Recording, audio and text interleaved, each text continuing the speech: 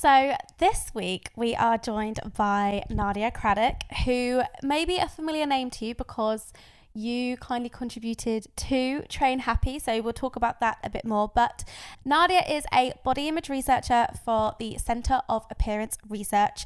She is host of the Appearance Matters podcast, and she is also host of the Body Protest podcast with Honey Ross. So we are so lucky to have you. Thank you so much for making time to chat with me today. No problem. Thank you for having me. And I just wanted to reference, and obviously this podcast is about, particularly like these first episodes of this series, is about kind of digging deeper into the themes of Train Happy. And I was so grateful last year when you kindly offered to respond to my interview about body image and social media, because I think it's a really interesting time right now and how body image is evolving. So big question to kick off. Okay.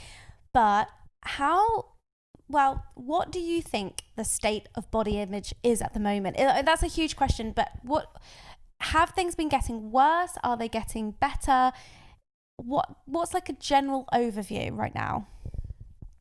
So that is a big question, and it's one that's really difficult to answer, because when we look at prevalence of body image, people use different tools, so use different measures to assess body image. And I think, I don't know, it's very difficult to track that over time. I don't think there's like studies that will show change over time, because there's so many different factors involved.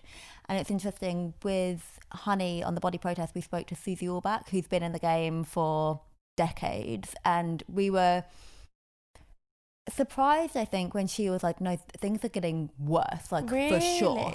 She was like, categorically for sure that like they're getting worse, where we were both like, oh, there's some good stuff going on, we've got all of like, there seems to be a different conversation, whatever. But I think she sees it maybe a step back, and I think it's easy to be in a bubble, right? It's easy to be in a bubble where like people are having a conversation about body image, about positive body image, about kind of owning yourself and your body, and kind of, I think with that like wave of feminism as well coming into it, I think it's easy to be like, oh yeah, things are like definitely better. But I think there are so many new pressures. So I think social media is a big pressure. I think things like cosmetic surgery, cosmetic procedures, they're so much more available now. And accessible. Yeah. Like you can go to Superdrug and get Botox, and it's like, no judgment if that's what you're doing. But like that didn't exist 50 years ago, that wasn't happening before, right? And I think when something is so accessible and so available and affordable, it kind of sends a message that it's something that you could and should do and engage in. And if people are doing it, then when you're making like comparisons with the people around you and people look different, you're like, there's like those added bits of pressure there. So it's really hard to say if things are better or worse. And I think before we carry on, let's define body image. I think that's a good idea. Because I think there's a confusion between body image, body confidence, self-esteem. They kind of get all intertwined, but can you differentiate between those things? Yeah, I think it's a really good idea to do it. And I think the reason they get intertwined is because they are related, but they do have like slightly different meanings. So maybe to start with self-esteem. So self-esteem is really about your sense of self-worth. So am I worthy as a person, kind of period. Like, so am I worthy of respect? Do I deserve respect? Am I a good person on balance? Do I have some good qualities? So it's kind of that kind of, I don't know, sense of like contentness with yourself in a really broad, holistic way.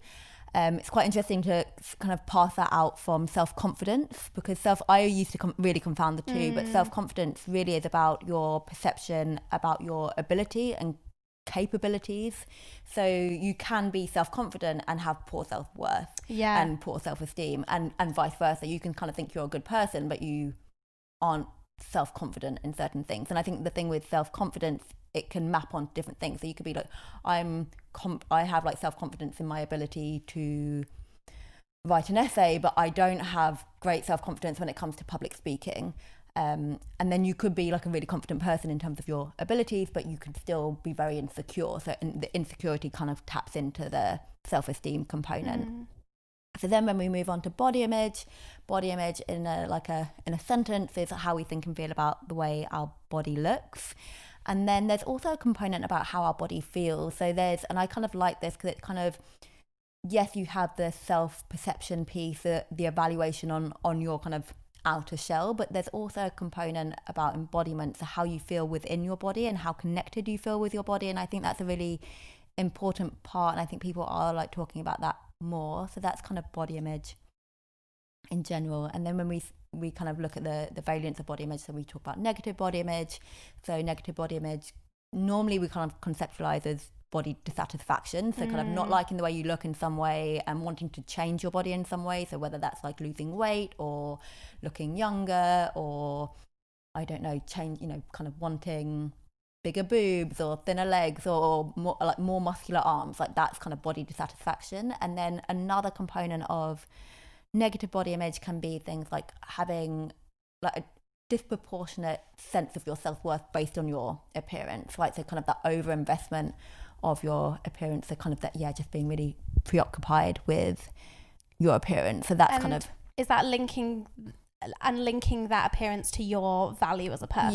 Yeah. So if you're thinking about the pie chart of who you are, like having like appearance as being like a really big weighting within that, it's kind of a sign of negative body image also. And then on the flip side, positive body image, and I think we almost probably want to talk about body positivity as well, but we will. Because positive body image, how we talk about it in academia at least, is a really holistic construct that captures body acceptance, so accepting the way you look regardless of how your appearance matches up to any kind of ideals.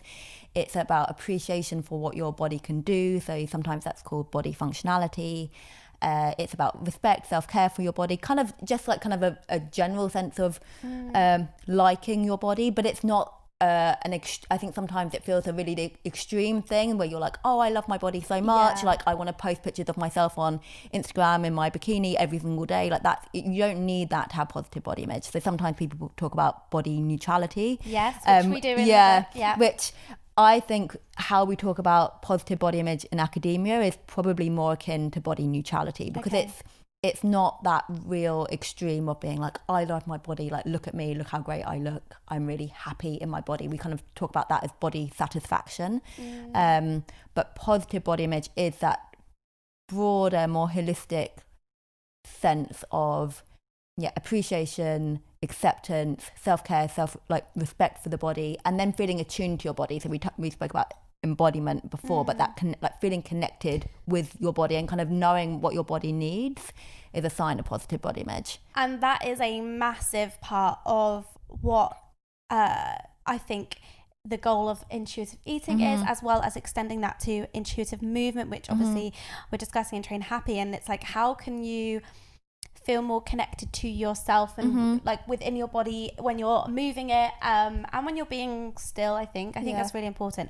I wanted to go back to our previous question and discuss, as we said, the state of body image is potentially getting worse. And I have a theory. Can't say it's deeply researched or it's it's my own theory, but it is that do you think platforms that have become so visual, like Facebook, Instagram, even TikTok now, YouTube, all of these visual forms have made us kind of objectify ourselves more, so have opened us up to greater self-objectification, where we are bombarded of images of other people, and therefore we feel a pressure to conform to that image that we're seeing, to fit in with the image. And I think, probably our grandparents, you kind of knew people in real life, but you didn't have as many photographs around. There obviously wasn't that digital platform as well. So in comparison, I'm actually thinking about it. Yeah, maybe it's getting worse because we're much more aware of our appearance. Like, we're looking at ourselves a lot.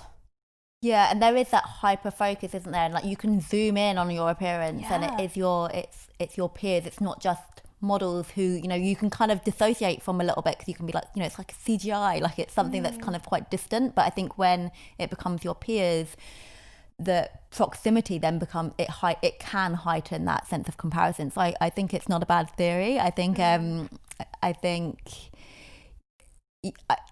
historically, or like traditionally, when we think about causes of negative body image, and we think about media and advertising, and you have like a very narrow ideal that's promoted on these platforms, and you're like, oh yeah, that makes sense. Like you're kind of saying that there's only one way to look, but actually we see that replicated on social media so much. And then where we have exactly what I said in terms of when it's an actress, when it's a celebrity, when it's a model, it can be easier to critique while you're buying into that. You're like, why am I comparing myself to They've got a team of chefs, they have a personal trainer, they have a stylist, they have a makeup artist, they have a hairdresser.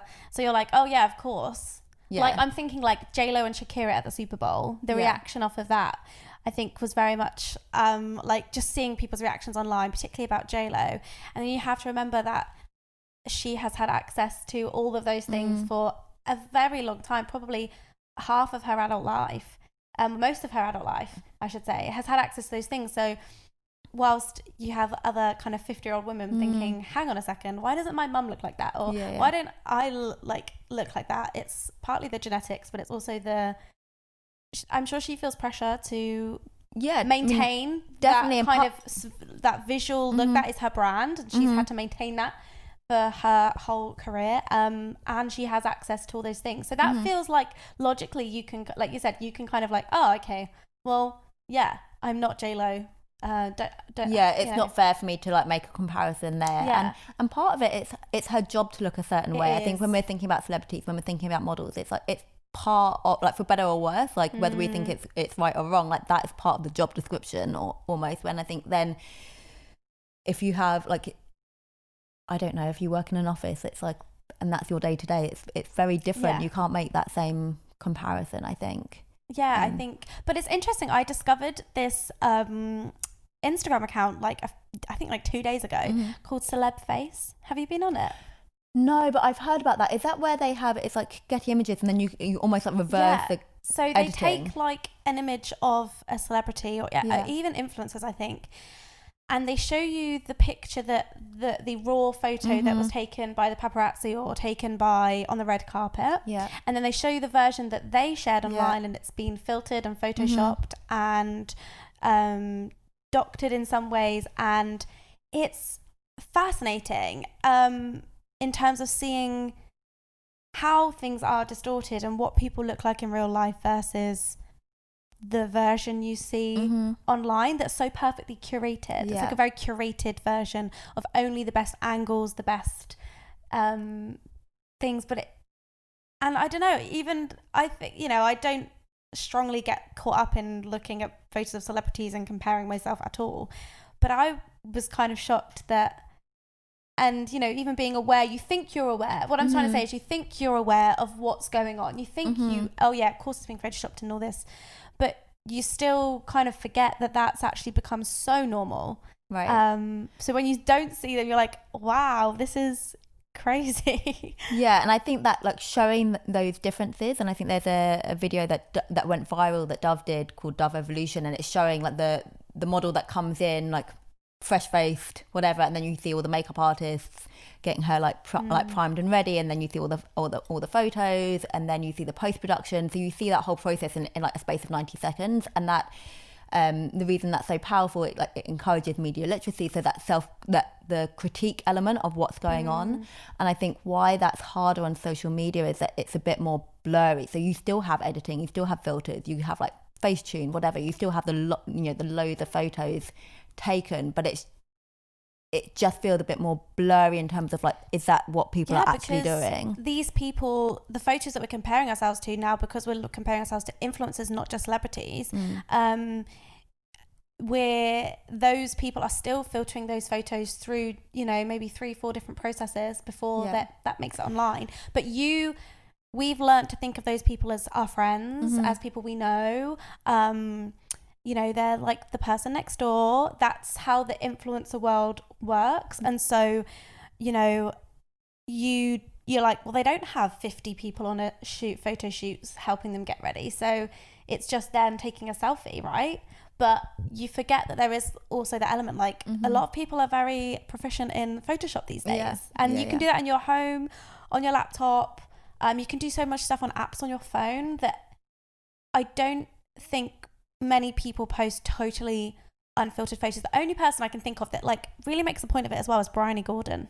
Oh yeah, she's really all about, this is the photo I took, this is how it is. There's not even a vague filter on there of what was the original photo. And I think that's really rare these days. Yeah, it is rare and it is refreshing. And you were saying about influencers, but I think it's not even just influencers, right? It's like everyone. It's everyone. Yeah. Everyone on social media. It's because I think it's so set up to do that. So sometimes even inbuilt in some phones, there's like a natural filter or whatever, and it's like you almost have to deselect it. You have to opt out of like making yourself look better in some ways. I have the latest iPhone, and I'm pretty certain I think it's slightly smoothed out your skin or something like that. Yeah. I need to look into it, but you're like, hang on a second, that's so not what I look like. So then to like opt out of doing that it's like that extra step, and then you're like, oh well, you know, it's fine. And because it's so normalized, and if everyone's like,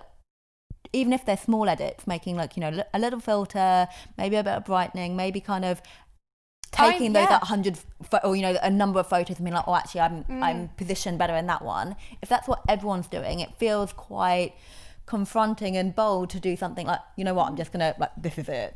Like, well, I'll happily put my hands up and say, when I post photos online, I'm generally trying to take the most relatively relaxed photos in terms of like, I'm personally trying to make a conscious effort to not be too posy, to not be too perfect, and to try and just be as naturally myself as possible.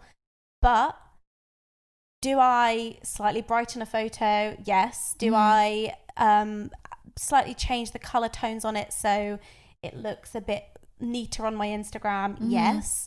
You know, I don't even know how to use Photoshop, so I don't do that. But I do want to have a certain look to the photo, even if it's a photo of me in my swimming cap, looking, you know, fresh out the pool. But I'll still will go on an app and just make it look a little bit neater. And I think because it's so normal, and to not do that feels weird. And I think there's probably a lot of people there who we're trying to share more natural images, more real images. That's a quote mark for those listening. You still will kind of play with it a little bit and choose the best one. Like there may be some to choose from. So it's I don't know many people besides like, I don't know, even my mum, I'm sure, like, would snap a few and put the best one up. Like, I don't know many people that just take it in the moment. Like, that kind of feels, I mean, it feels a bit too much to be like, oh, like, everyone should post their, like, most unflattering photo, otherwise you're a bad person. Like, that's, like, too extreme, right? Like, but I think just where all those subtle edits are normalised, and that's what... it's just the awareness of it, isn't it's what you do. And then I think what's interesting now, and speaking to various people, is that maybe at one point it was like, oh, I want to look like a certain celebrity, I kind of want this look. It's like going into cosmetic procedure clinics or whatever and being like, I want to look like my selfie, you know. There's all of that which is kind of terrifying, but that's kind of because there's so much curation online, and you're perfecting yourself and online, and then you're like, you want to be your best self, and then you're like, my best self is photoshopped with 2 filters, like, so there we go, that's what I want to be. And because it's you, it kind of feels a bit more, it's closer, because I think again, you can be like, oh well, you know, I can't look like J-Lo or whatever because that's J-Lo, but I want to look like the best version of me. But if the best version of you has the filters and a bit of editing, that's, again, it's still very unrealistic.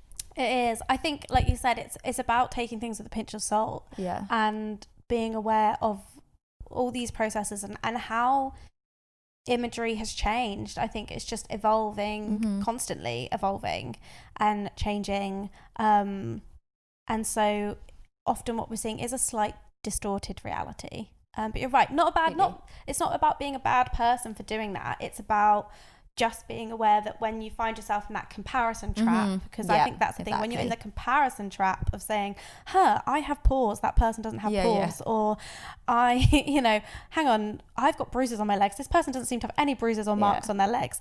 Like, you just gotta remember that that may not be exactly what was in that moment at that time, and just being mindful of it.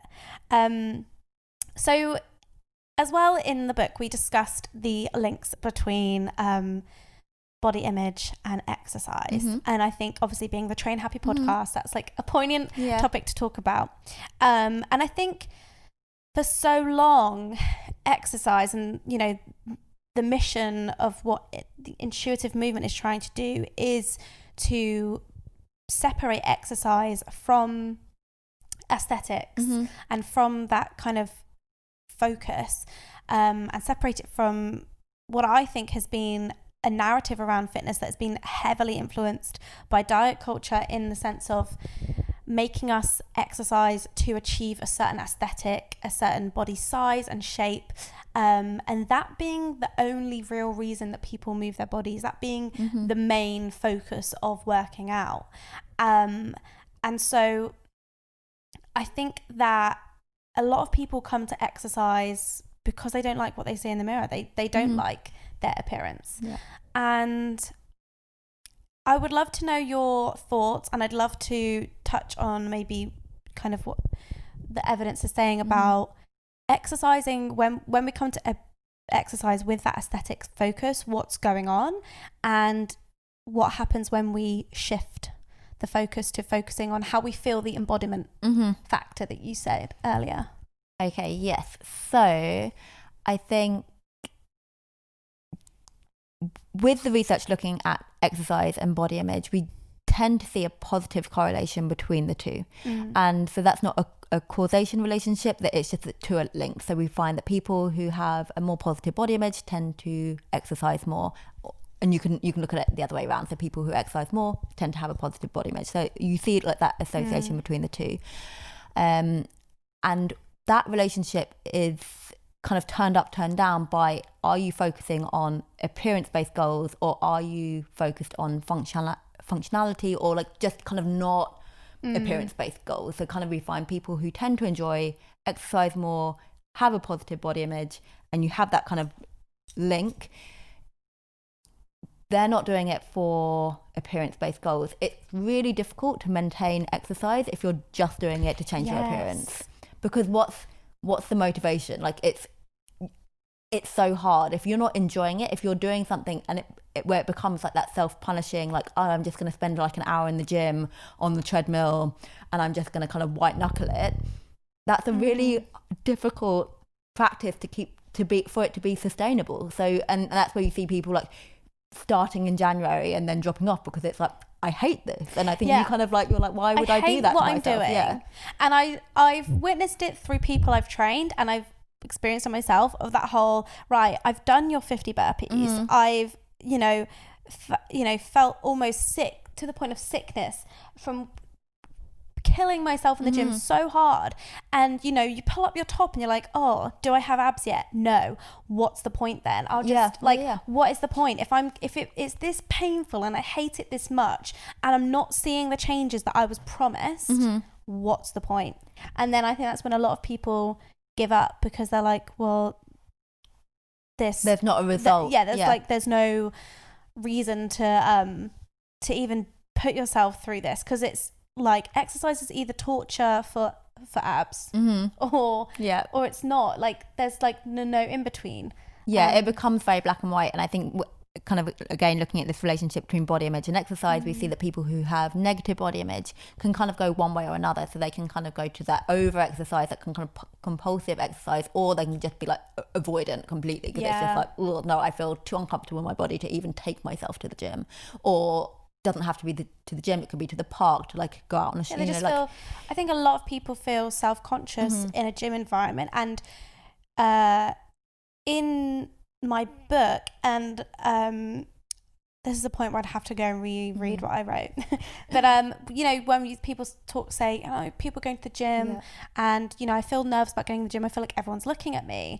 And in the past, I'd have said, and I think in the book I've even said, you know, forget about what everyone's thinking. Like, they're probably too self-absorbed in themselves to worry about what's going on. But I think it's important to acknowledge that sometimes people are looking at people in the gym. And I think depending on which body you're in as well, like I think particularly for people in bigger bodies, they find it harder because people will be making judgments. And I think it's important to validate that and say that, like, those people who feel that way and aren't making it up, that's a genuine experience. And whilst I do think there are plenty of people who are only worried about themselves, I do think it's important to acknowledge that. Weight stigma is real. Weight stigma is real, and it is an experience. And we need to respect that. But I think also in that, I think there are a lot of people who feel so self-conscious to even go to a class or to be in that environment because their body image is so low that it's hard to feel like they can partake in physical exercise. And as you said, people who exercise are shown to have you know, better body image. So in that instance, do you recommend people work on improving their body image first to then be able to partake in exercise? Or do you think it's a case of finding exercise maybe at home, doing something where they feel in a safe space, and building their confidence that way to then go into those environments if they so choose to? That's a really good question. I'm not sure if I can base it on research, but I think my instinct would be to find ways to exercise or move your body in a way that you like, and see where you go from there. And I think you can, you know, it's not always like one has to come before the other. I think, you know, you can work it. I mean, the ideal would be to work on the two things at the same time, I would imagine. But I think actually finding something that you enjoy and actually focusing on the enjoyment of it, and there are so many different ways to move your body. I think that's the other thing. I think sometimes we get really caught up in like going to the gym or like doing a like pump class or whatever, and like that is not for everyone. Some people enjoy it and like good for you, but if you don't, like there are so many different options. Like swimming can be incredible, dancing can be fun. Like, you know, there are so, and you don't have to pay a lot of money, and you can do it in the comfort of your own home. You can just like dance in the kitchen, or, you know, go for a walk. Like it doesn't have to be this big production and show and performance. I think sometimes exercise becomes a performance, and it's like you're just, you know, you have to get all the gear and then go, and then you've invested so much in it, and it puts too much pressure on. That's so interesting. Firstly, preach it, because that is exactly what this podcast is about, is like helping exercise not feel like this big thing that it can be your own activity that suits you. But also, you're so right. I think there's a lot of a performative element of exercise, whether that be sharing it on social media every time you go to do something, whether that be, like you said, all the gear, no idea kind of vibe. And I think there's a lot of that need to be seen doing something, whether the most important thing, as you're saying, is actually doing an activity that you enjoy rather than just having the outfit for it. Yeah, it's completely, and it's like doing an activity that you enjoy, but there might be other outcomes that you get from like doing exercise. It might be like you want to make new friends. I remember when I moved back from the States, I was like, as an adult person, how does one make new friends? I literally had no idea, apart from because I grew up doing loads of different sports and activities and things. Like the only way I know how to make friends is in that way. It's like a team environment. I need to like find a hobby, and my hobbies tend to be sporty based. So then that's how I made friends when I moved back to a new city. Like it just became easy. So that might be like it's a completely different objective.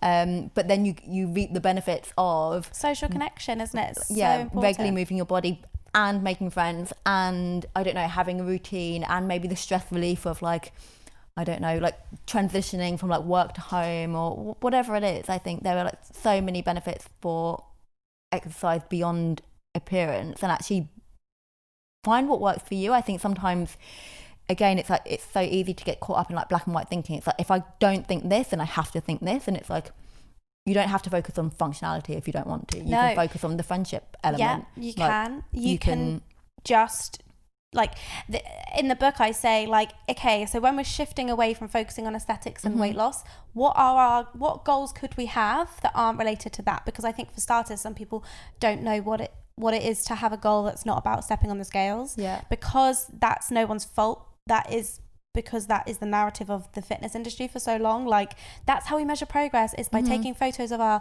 progress pictures, which we should touch on, and weighing ourselves and measuring ourselves, and that's how you progress in fitness. But actually, it's like, what are the other goals you could do, such as try and track how many press-ups you can do each month and see, like, have you month on month improved, got stronger through doing press-ups.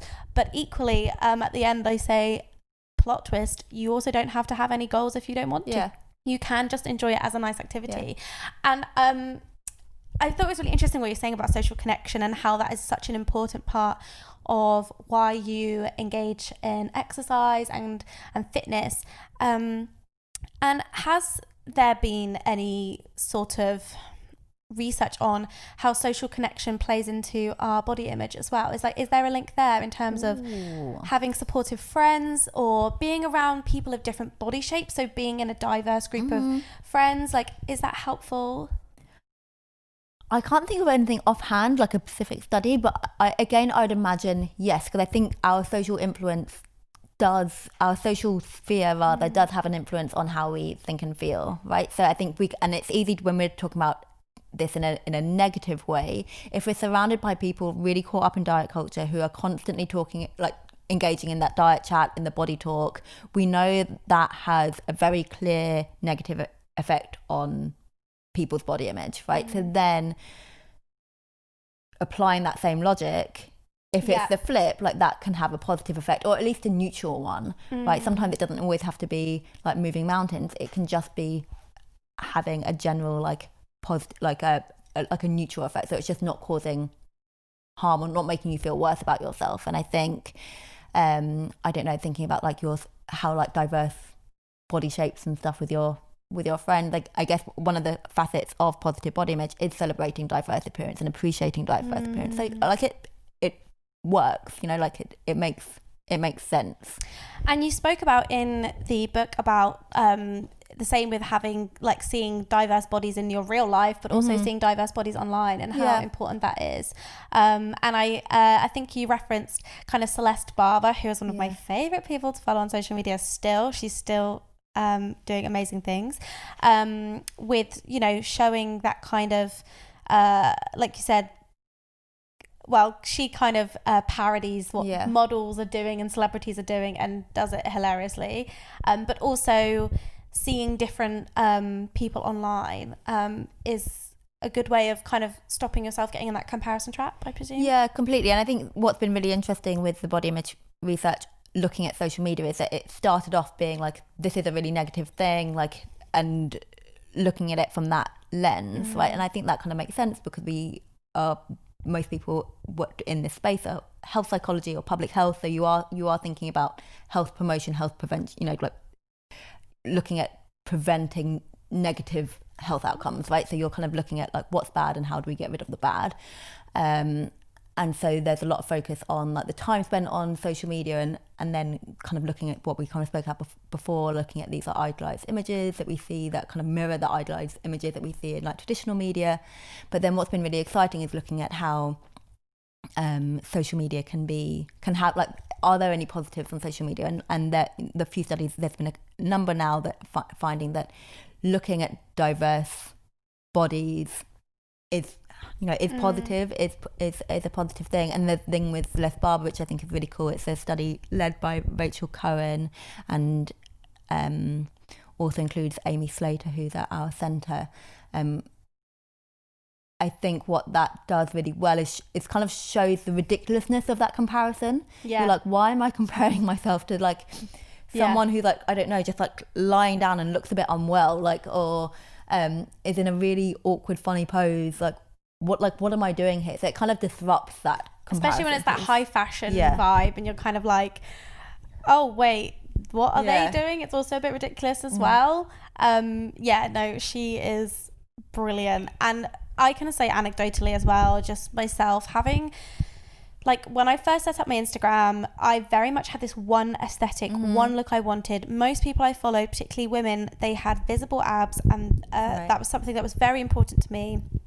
And I also followed basically slim white women. That's all I followed. I just followed people that I thought I wanted to look like.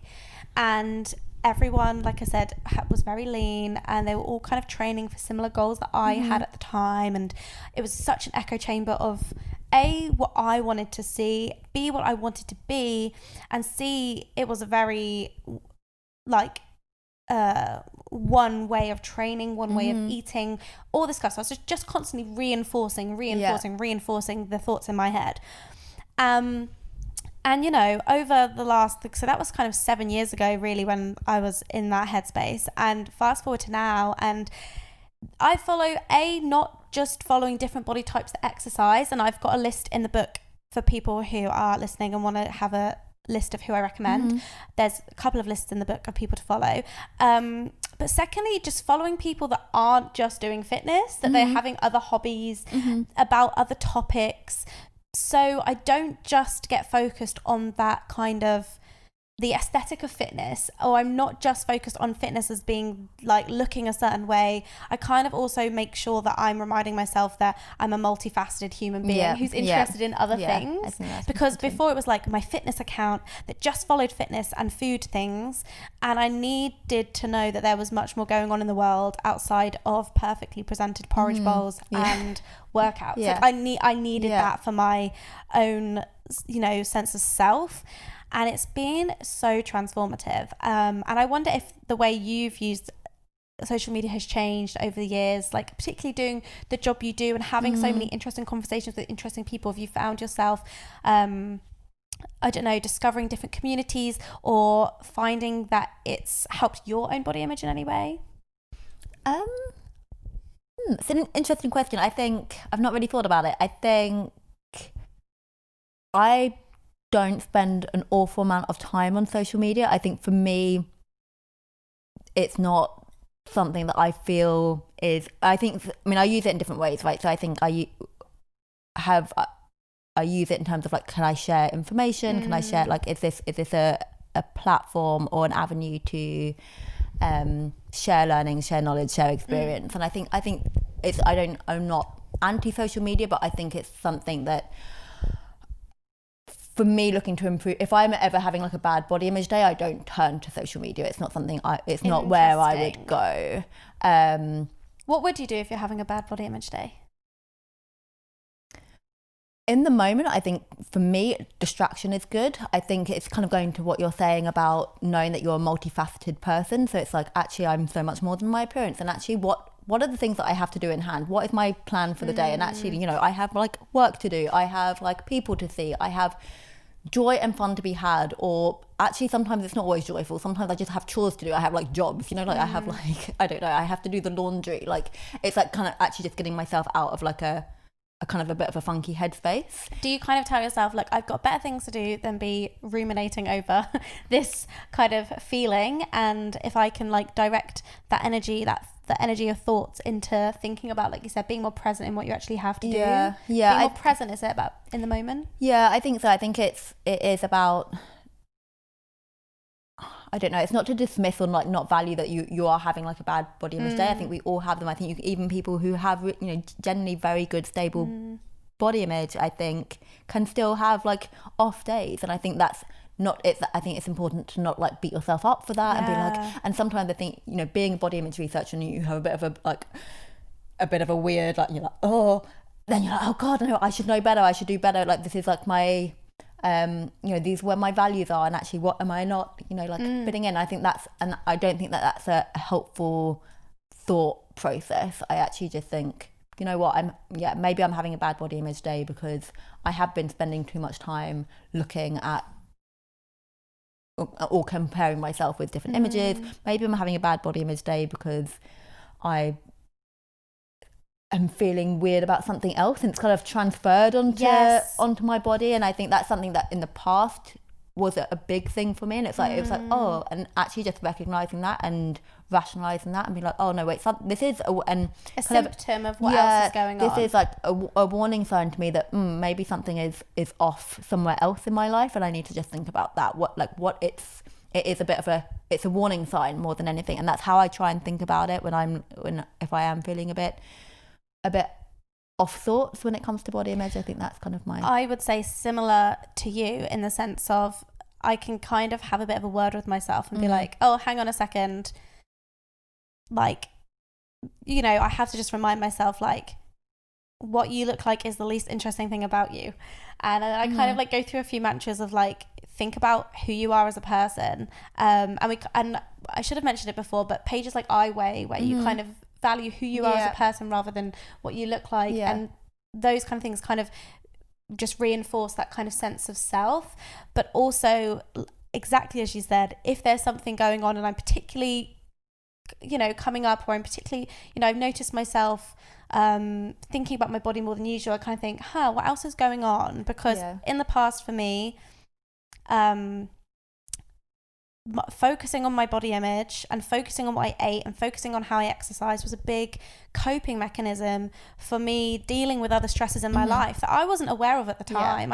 I only in hindsight in therapy if I realized that me being really worried about what I look like and really focused on that as a goal was a massive coping distraction.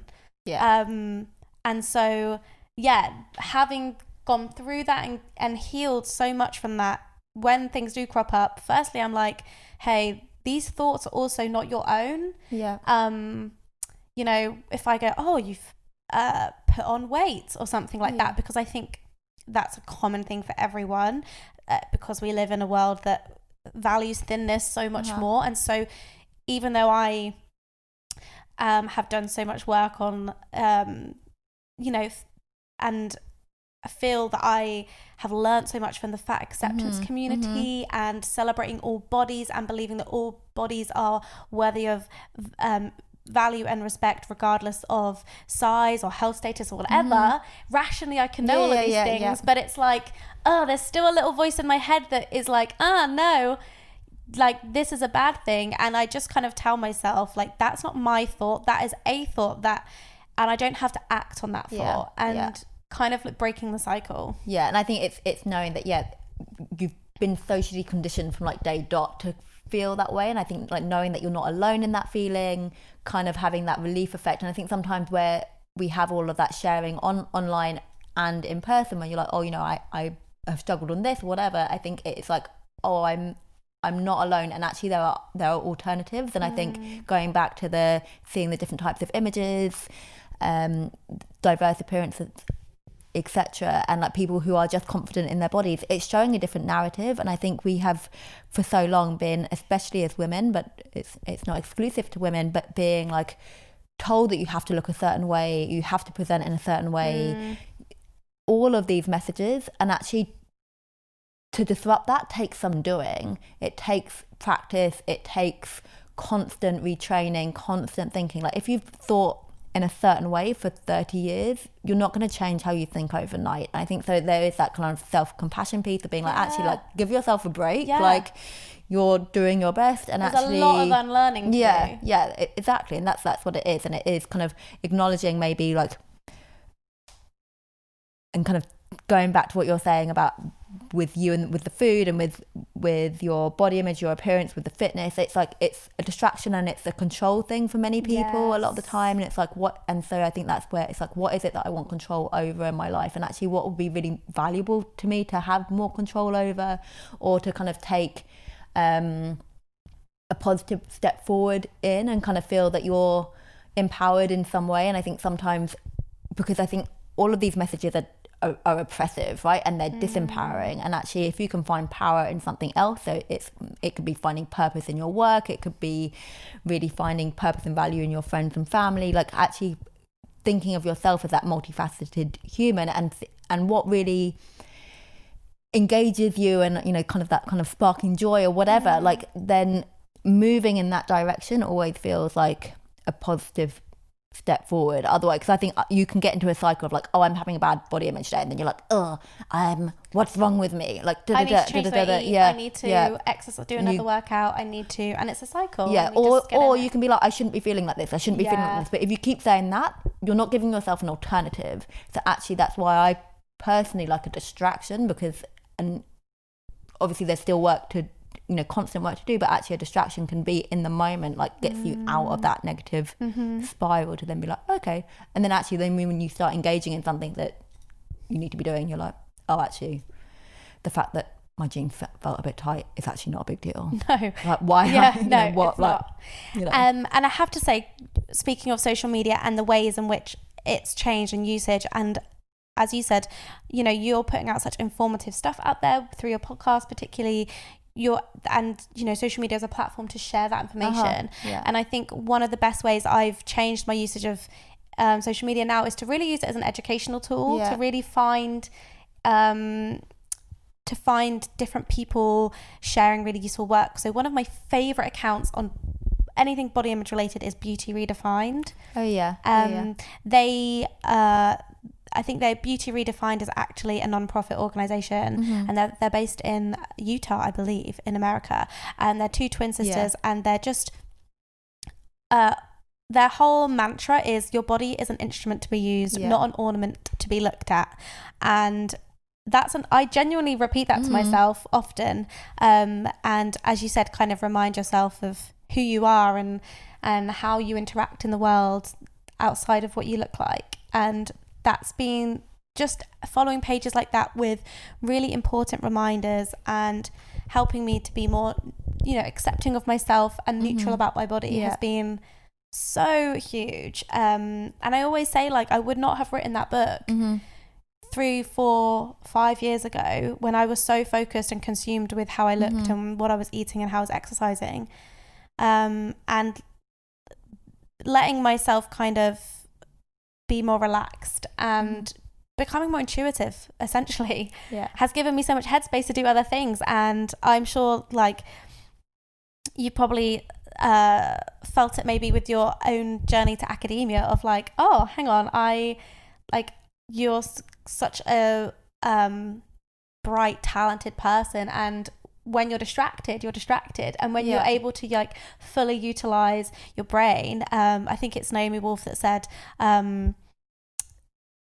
keeping a woman focused on dieting is, I'm really paraphrasing here, is about a distraction. And it's I've literally written, I'm going to find the quote because I'm really mincing it. Okay, I found the quote. A culture fixated on female thinness is not an obsession about female beauty, but an obsession about female obedience. Dieting is the most potent political sedative in women's history. A quietly mad population is a tractable one. And that's another quote that I will kind of take with me to my grave in terms of, hang on a second. When you're getting caught up in what you look like and all the stuff that comes with it, that's a distraction. And, rightly, I think it's important to say that people of all genders like face body image problems, and I think but we focus on women more because the narrative feels like a bit louder for us. It feels like there's more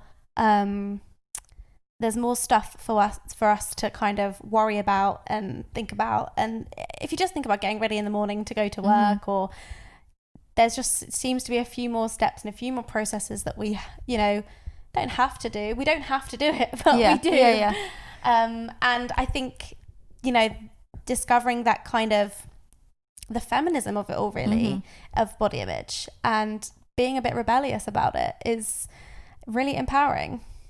Yeah, completely. I think so much of the body image stuff has come from feminism, and kind of there's a whole feminist theory, and you mentioned it earlier in terms of objectification. And I think with some of those pieces, like the dieting, like the weighing, like the progress pictures that you mentioned earlier, the transformation pictures, all of those things it's about self-surveillance. So you're instead of thinking outwards, you're thinking inwards, and you're kind of just channeling energy on these like micro tiny little pointers that actually have no real significance in your life. And again, it's like one of those things that is said so often, but I always think I find it really powerful. Like when you get to your 80th birthday, like what do you want to say about yourself? And do you want to feel like, oh yeah, I tracked my food intake every single day for however many years, and I weighed X amount and I kept it stable, like are those things that you really value?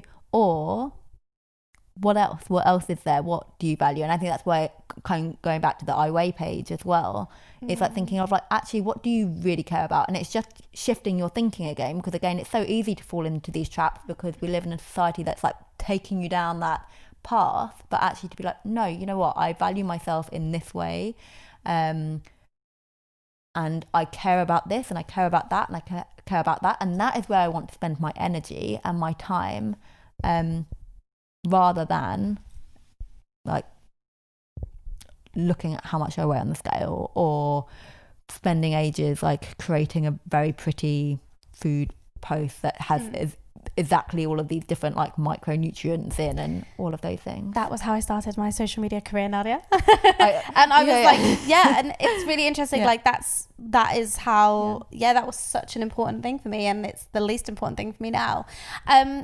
So I want to ask, in not a devil's advocate way, but in my own curiosity, and I think it's an important discussion to have, because I think sometimes when we talk about this, I think some people feel judged in the sense of, so I do care about my appearance. I do care about how I look. I do have aesthetic goals. I do want to wear makeup every day. I do want to dress in a certain way. And I think when we're kind of talking about self-objectification and kind of body and beauty standards, I think we can feel like, I don't know, that we're a bad feminist, we're doing it wrong if we vaguely want to conform, if we want to, have a certain look of our body, or, or do our hair in a certain way. I don't know, if there's kinds of, and even myself, I think, struggle with it. Like I can't pretend I know all the answers at all. It's something I'm kind of like, I have to assess my relationship with makeup and things, but I do like to feel pretty, and I don't know. Yeah, and I think they're really valid points, and I think all of these conversations is not about to judge the individual. It's about having that broader critique about the society we live in that pushes us to think in certain ways. And I think when we're looking at feminism, there are so many things within the feminist movement that are so important. They're actually splitting hairs over like, do you wear makeup, and then does that mean that you're not a good feminist? I think again, even that argument can become a distraction within the feminist conversation, right? So then actually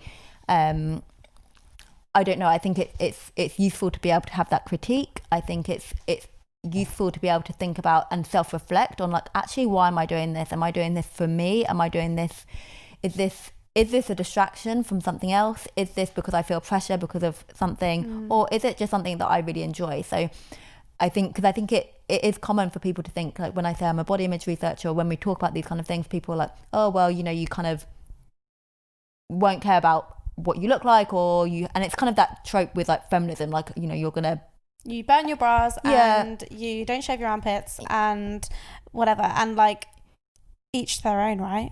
Yeah, and I just think, again, to me, that conversation can be part of a distraction from what's like the bigger focus, and like what's like what is really important. And I think it's good to be able to have that critique. Why are you doing certain things?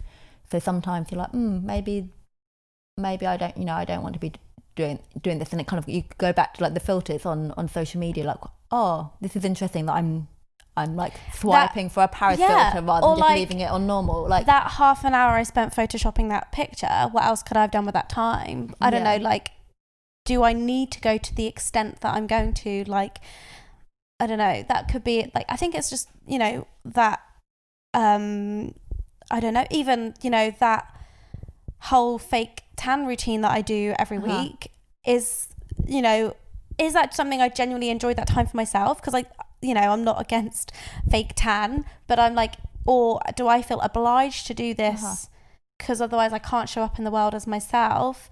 And all that time I'm giving to that, is that like, is there something I wish I could do, but I actually don't, I Yeah. feel like I don't have the time? Well, could I give that fake tan time to that project Yeah. or that thing I'm really passionate about? Or, Yeah. I don't think there's a black and white, right or wrong. No, I don't. And I think it's like, it's useful to have that, as I said, like useful to have that critique, and then useful to think like, actually, what's the bigger picture here? And is this conversation about, should I wear makeup, should I not wear makeup, a distraction? And I think like thinking about fashion, thinking about makeup, they can be forms of self-expression. Like they can be like just enjoyable things. And if you enjoy it, like good for you, like do whatever you want. Like I don't care. And I think I always want to emphasize, it's like whatever you're doing. So even if you're like on a really rigid diet, or you're kind of really engaged in like diet culture, wellness, whatever, like that's, the blame is not on the individual. No, I never. think, and with feminism, it's a critique of society, not on the individual. So I think it is important to be like, actually no, it's not a judgment point, unless, I think where this becomes more nuanced, unless you have 10 million followers, right? And then you're promoting something, right? Yes. Okay. So that's when you're when it talking becomes, about like a Kardashian promoting a certain skinny tea or skinny whatever, tea, or and obviously there's been new regulations about that. It's different when you have that much power over how people think about themselves, right? Yeah.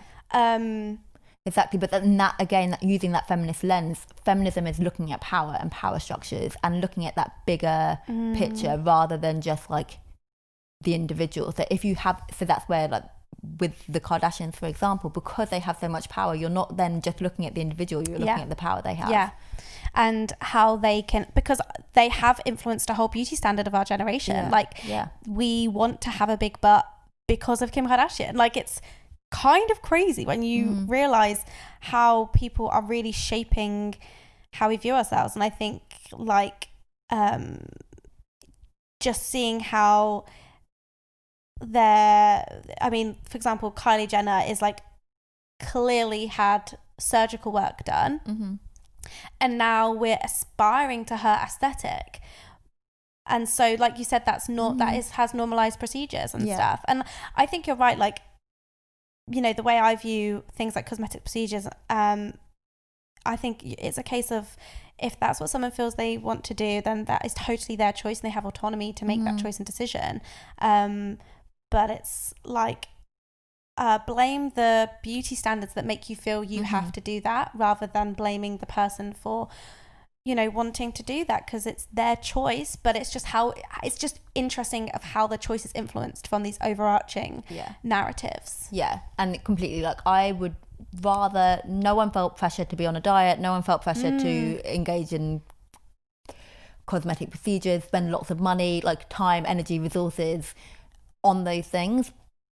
But the critique is much broader than on that individual decision, unless you've got a big power structure involved.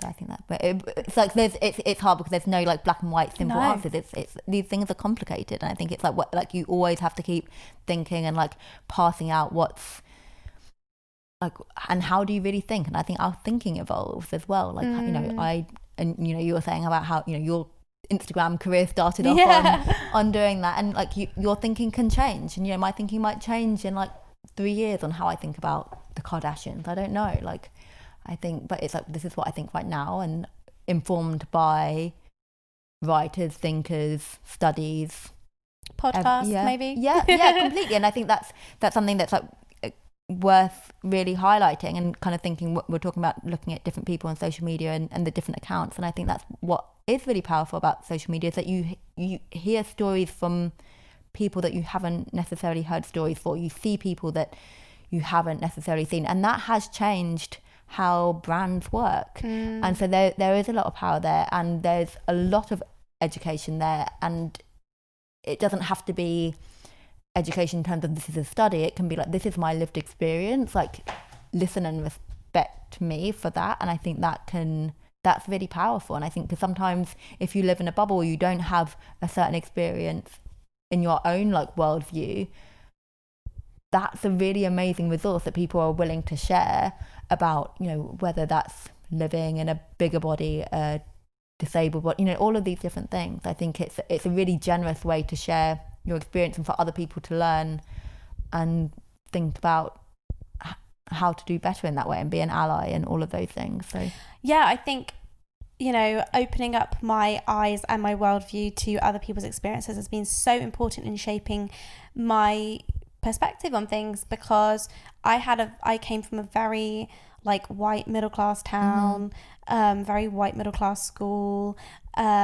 just had like no, like, you know, just, you know, naively had just had this life experience growing up, of, you know, relatively having a pretty sheltered life and not being exposed to all the experiences of so many different people, and, you know, learning and listening and understanding, you know, trying to understand what people have been through has been so important in also like shaping like what's important for me and what I feel really passionate about, and finding that sense of self and finding out what my values are.